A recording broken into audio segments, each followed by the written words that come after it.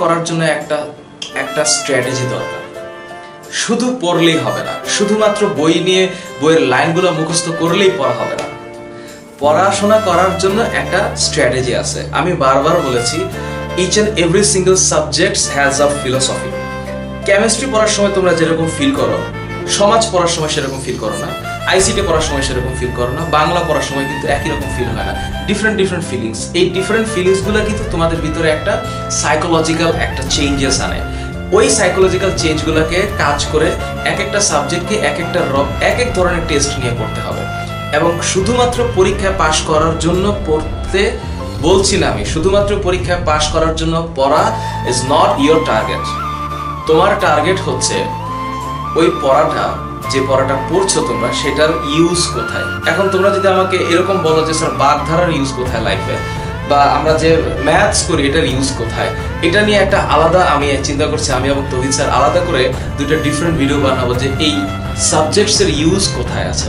বা আমাদের প্রফেশনাল লাইফে আমরা যখন শিক্ষা জীবন শেষ করে সার্ভিসে আসি, মানে যারা সরকারি এবং বেসরকারিভাবে দেশকে সার্ভ করে যাচ্ছে তাদের পেশাগত দক্ষতা দিয়ে, ওই জায়গাতে 100% ইফেক্টিভ হওয়ার জন্য নিজের ভিতরে ইন্টারপার্সোনাল এবং ইন্ট্রাপার্সোনাল কি কি কোয়ালিটি থাকা দরকার, এবং সেই কোয়ালিটি ওই শিক্ষা জীবনে স্কুল, কলেজ, ইউনিভার্সিটি লাইফে কিভাবে একটা মানুষের দেহে ইনস্টল হবে। লাইক পিসিতে যেমন আমরা একটা পিসি কিনে আনলেই কিন্তু হইল না, সেখানে যেমন একটা সফটওয়্যার ইনস্টল করা লাগে, সফটওয়্যারের যেমন ওরিয়েন্টেশন লাগে, ইন্টারফেসকে দিয়ে আমরা সেটাকে অ্যাক্টিভ করি, এবং সেখানে যেমন প্রত্যেকটা কাজ করার জন্য ডিফারেন্ট ডিফারেন্ট ওয়ে থাকে, আমাদের লাইফেও আমাদেরকে এই গুণগুলোকে ইনস্টল করতে হয় আমাদের বডিতে, এবং আমাদেরকে একটা ধারাবাহিকতায় একটা প্রসেসের মাধ্যমে আসতে হয়।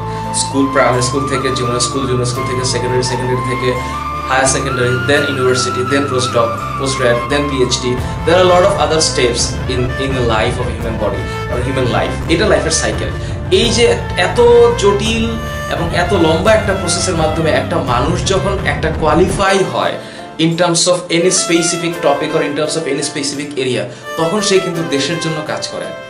এবং ওইটাই হচ্ছে এই পৃথিবীটাকে সুন্দর করার জন্য একমাত্র সিস্টেম, যে শিখে অ্যাপ্লাই করা। সো তোমরা যখন একটা কিছুকে পড়বা, তখন তোমাদের চিন্তাটা ওই অত বড় থাকবে, অত বড় মানে অনেক বড়। এখন এই কথার সাথে তোমাদের যদি এরকম অনুভূতি হয় যে আমার বিরোধিতা হয়, বা এই চিন্তাটার এগেনস্টে তোমরা যদি এই মুহূর্তেই কেউ চলে যাও, তাহলে আমি বলবো দয়া করে যে তোমরা একটু তোমাদের চিন্তা ভাবনাটাকে বড় করলে আমি শান্তি পাবো, তোমার লাভ হবে। চিন্তা ভাবনাটা বড় করার অর্থ হচ্ছে এরকম যে কোনো কিছুকে পড়ে সেটাকে বোঝার জন্য পড়া, সেটাকে আনন্দ নিয়ে পড়া, এবং এটার মাধ্যমে নিজের আত্মাকে শান্তি রাখা। হ্যাঁ, পড়াশোনাটা আমি দেখতেছি স্টুডেন্টের মধ্যে একটা প্রেশারের মতো হয়ে গেছে, like pressure cooker. Students are installed in a pressure cooker and they have been pressurized through some systems and some sort of like all type of procedure.